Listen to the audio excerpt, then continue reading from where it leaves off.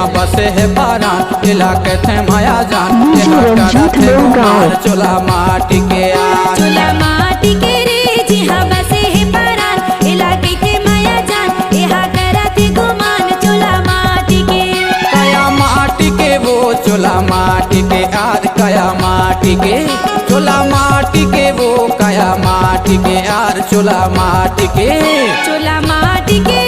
जहाँ बसे है पारान इलाके थे माया जान यहाँ करा थे गुमान चोला माटी के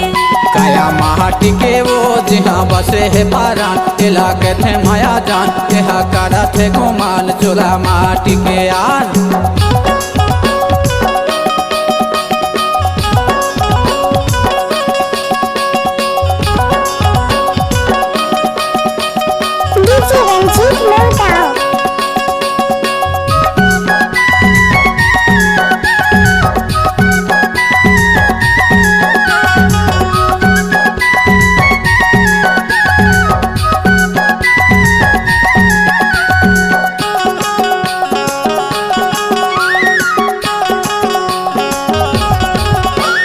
चार दिन के चोला संगी 2 दिन के मेहमान है गा 2 दिन के मेहमान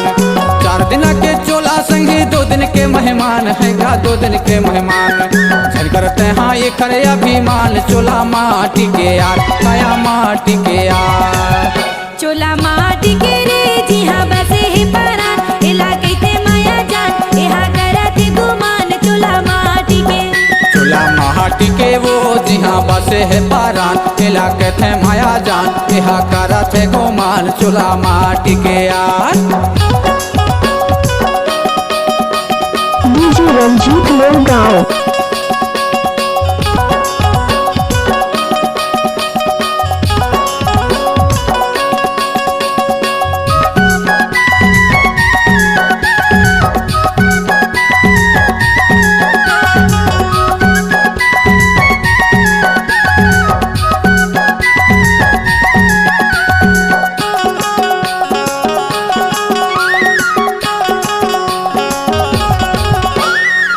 बता लेते हाँ गोरिया दुनिया मायाए तहाँ या दुनिया मायाए बोल बता लेते हाँ गोरिया दुनिया मायाए तहाँ या दुनिया मायाए एक दिन तो मुका यही सबला छोड़ जाए चोला माटी के यार कया माटी के यार चोला माटी के रे जहाँ बसे है पारान इलाके थे माया जान यहाँ करा थे गुमान चोला माटी के चोला माटी के वो जहाँ बसे है पारान इलाके थे माया जान यहाँ करा थे गुमान चोला माटी के यार डीजे रंजीत लोगांव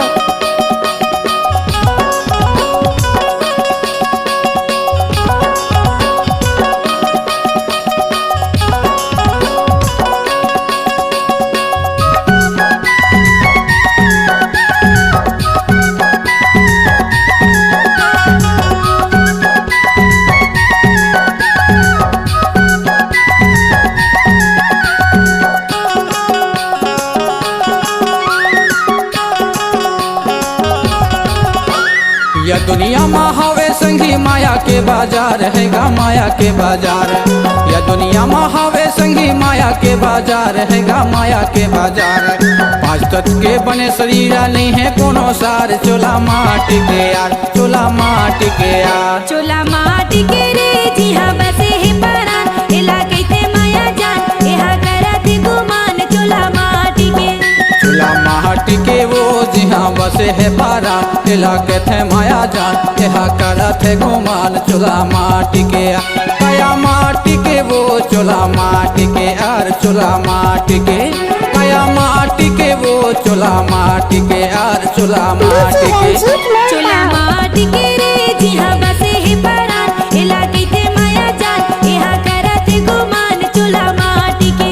चोला माटी के वो जहाँ बसे है पारान इलाके थे माया जान यहाँ करा थे गुमान चोला माटी के चोला माटी के वो जहाँ बसे है पारान इलाके थे माया जान यहाँ करा थे गुमान चोला माटी के चोला माटी के वो जहाँ बसे है पारान इलाके थे माया जान यहाँ करा थे गुमान चोला माटी के C-Log Digital Recording Studio, Cordoba, Contact number 99071192215.